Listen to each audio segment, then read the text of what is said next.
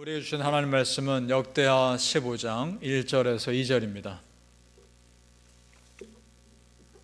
역대하 15장 1절에서 2절 말씀 우리 함께 읽겠습니다. 시작.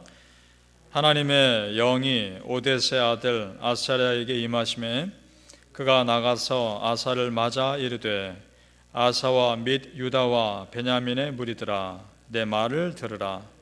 너희가 여호와와 함께하면 여호와께서 너희와 함께하실지라. 너희가 만일 그를 찾으면 그가 너희와 만나게 되시려니와 너희가 만일 그를 버리면 그도 너희를 버리시리라. 아멘. 오늘 새벽에 예배하시는 은혜가 우리 성도님들과 함께 하시기를 예수님 이름으로 축복합니다. 아멘. 자, 오늘 우리가 읽은 말씀은 구스와의 전쟁에서 크게 승리하고 돌아온 아사 왕에게 하나님께서 하신 경고의 메시지입니다. 참 이상하죠? 모든 일이 잘 되고 있는 상황입니다. 전쟁에서도 승리했습니다. 그런데 하나님은 경고의 메시지를 주고 있습니다. 자, 이것은 선지자를 통해서 아사 왕이 영적 긴장의 끈을 놓지 않게 하기 위한 하나님의 은혜입니다. 경고의 메시지를 통해서 아사 왕을 꼼짝 못하게 하려는 것이 아니라 그를 오히려 지켜주시기 위한 하나님의 은혜입니다. 우리 어제 보았지 않습니까? 예루살렘에 보낸 등불 같은 존재라고. 그 등불 같은 믿음의 사람 미끄러지지 않기 위해서, 믿음에서 떠나지 않게 하기 위해서 하나님이 도와주시는 겁니다. 그렇습니다. 우리 성도님들, 성경에서 나오는 많은 경고의 메시지는 우리를 위축시키기 위한 하나님의 도구가 아니라 오히려 우리를 믿음의 길에서 미끄러지지 않게 하기 위한 하나님의 은혜인 줄 믿습니다. 아사 왕이 승리의 기쁨을 누리기도 전에 선포합니다. 왜냐? 보이는 전쟁은 잠깐이지만 보이지 않는 영적 전쟁은 영원하기 때문에 그렇습니다. 2절을 제가 다시 봅니다. 중간 부분부터 제가 다시 읽겠습니다. 너희가 여호와와 함께하면 여호와께서 너희와 함께 하실지라. 너희가 만일 그를 찾으면 그가 너희와 만나게 되시려니와 너희가 만일 그를 버리면 그도 너희를 버리시리라. 아멘. 냉정하게 들립니다. 냉정한 말씀처럼 들립니다. 우리의 현실도 냉정하게 보자는 겁니다. 우리 성도님들, 하나님 입장에서는 아쉬울 거 없습니다.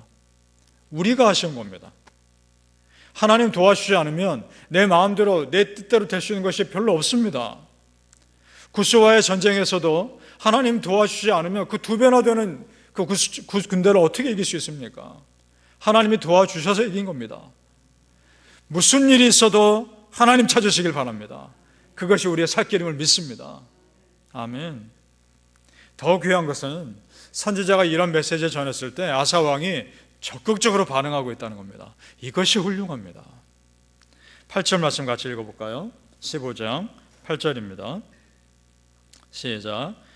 아사가 이 말 곧 선지자 오뎃의 예언을 듣고 마음을 강하게 하여 가증한 물건들을 유다와 베냐민 온 땅에서 없애고 또 에브라임 산지에서 빼앗은 성읍들에서도 없애고 또 여호와의 낭실 앞에 있는 여호와의 제단을 재건하고. 아멘. 믿음의 사람은 하나님의 말씀이 선포될 때 적극적으로 반응하는 사람입니다. 성경에 나온 믿음의 사람들의 공통점이 있습니다. 하나님 말씀 앞에서 즉각 순종합니다. 적극적으로 반응합니다. 이것이 공통점입니다. 갈렙을 생각해 보십시오. 저 헤브론 산지 저 어려운 땅을 누가 정복할까 고민하고 있는 여호수아 앞에 내가 정복하겠다고 적극적으로 나서지 않습니까? 하나님 말씀하셨으니까 정복하는 것은 당연하기 때문에 그렇습니다. 말씀 앞에 적극적으로 임하시기를 축복합니다. 이것이 우리의 살 길입니다. 아멘.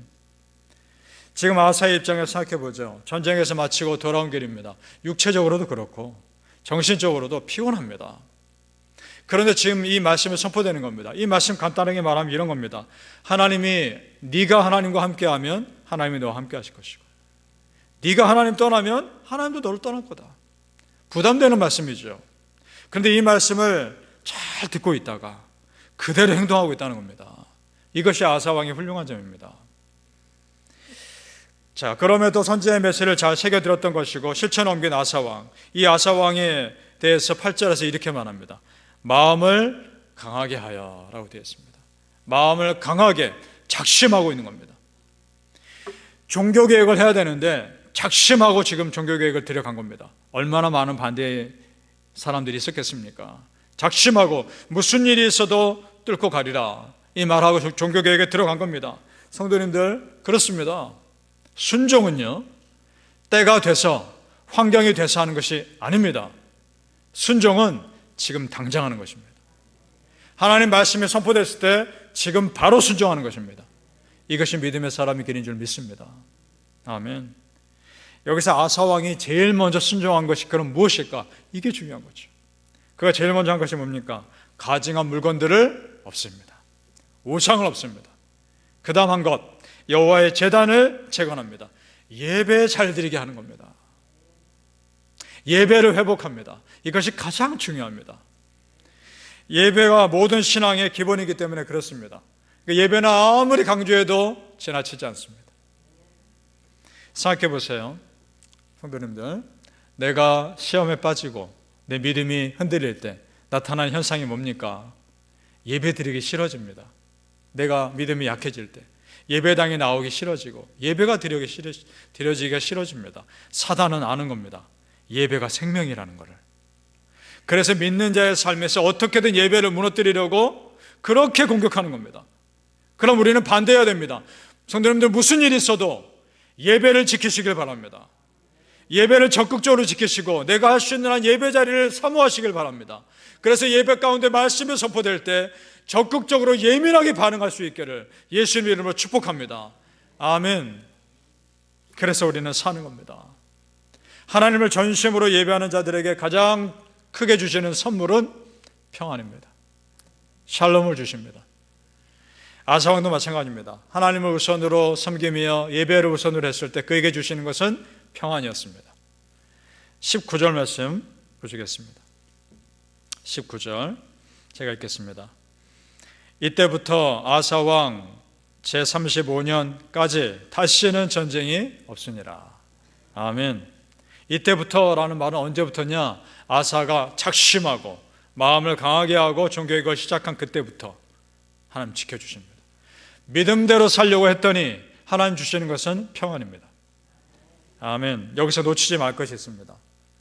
우리가 어떤 신앙의 열매를 하나님께 드리고 나서 그 대가로 하나님께서 우리에게 평안 주시는 것 아닙니다. 무슨 말이냐?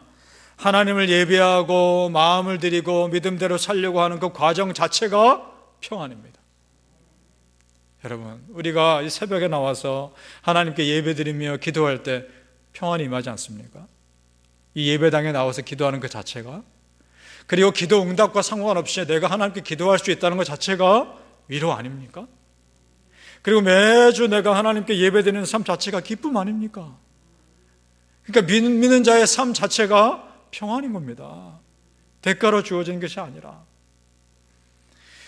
17절에 보면 아사가 하나님께 이렇게 마음을 표현합니다. 아사의 마음이 일평생 온전하였더라, 이렇게 되어 있습니다. 이 말씀이 우리 성도님들에게 그대로 적용되기를 소망합니다. 이 아사 대신에 내가 들어가야 되는 겁니다. 나 아무개의 마음이 일평생 하나님 앞에서 온전하였더라.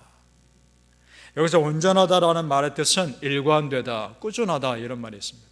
그 얘기는 아사가 평생을 종교개혁하며 산 겁니다. 쉽지 않았을 겁니다. 그러나 그 믿음의 모습, 그는 그렇게 살았던 겁니다. 하나님 앞에서 한결같은 사람이었고 하나님 앞에서 꾸준한 사람이었습니다. 그러면 하나님 앞에서 한결같은 믿음의 사람을 한결같은 하나님이 지켜주시는 것은 당연한 것입니다. 우리 성도님들, 그런 은혜 누리시길 바랍니다. 아멘. 그러니 하나님께서 아사왕 어떻게 축복하시지 않겠습니까? 시편 102편에 이런 말씀이 있습니다. 시편 102편 26절에서 27절, 하나님이 어떤 분인지를 말씀합니다. 천지는 없어지려니와 주는 영존하시겠고 그것들은 다 옷같이 낡으리니 주는 한결같으시고 주의 연대는 무궁하리이다. 아멘. 천지는 없어지겠지만 우리 하나님은 한결같이 계십니다. 한결같이 계신 하나님 그 자체로 우리에게 위로가 되는 겁니다. 이것이 왜 우리가 위로가 되느냐? 사람들은 변합니다. 사람들은 나를 좋아하다가도 싫어할 수 있습니다. 얼마든지. 사람들은 내 옆에 있다가도 언제든지 떠날 수 있습니다. 그러나 우리 하나님 그렇지 않습니다. 우리 하나님은 내가 돌이키면 언제든지 한결같은 마음으로 나를 품어주시는 그런 분입니다. 그것이 나에게 위로가 되는 겁니다. 바라기는 우리 성도님들, 내가 돌이키면 언제든지 나를 받아주실 그 아버지 하나님을 온전히 믿으시고 하나님 앞에서 한결같은 믿음과 꾸준한 믿음으로 서시길 예수님 이름으로 축복합니다. 아멘. 기도하겠습니다. 아버지 하나님, 꾸준한 믿음의 사람을 지켜주시는 한결같은 아버지 하나님의 은혜를 믿습니다. 하나님의 손 없으면 내가 살 수가 없습니다. 하나님의 도움의 손길이 없으면 여기까지 올 수가 없었습니다. 아버지 하나님, 그 은혜 가운데 살게 하시니 감사합니다. 하나님, 앞으로도 하나님의 한결같은 은혜로 살게 하여 주시옵소서. 꾸준한 믿음의 사람이 얼마나 하나님의 은혜를 받는지 세상 앞에 간증하는 삶을 살게 하여 주시옵소서. 한결같은 하나님의 은혜가 오늘도 흐르게 하여 주옵소서. 예배를 지키게 하소서. 예배 가운데 생명이 흐르게 하여 주옵소서. 무슨 일이 있어도 꾸준한 예배자의 자리를 지키게 하여 주시옵소서. 감사하며 예수님 이름으로 기도합니다. 아멘.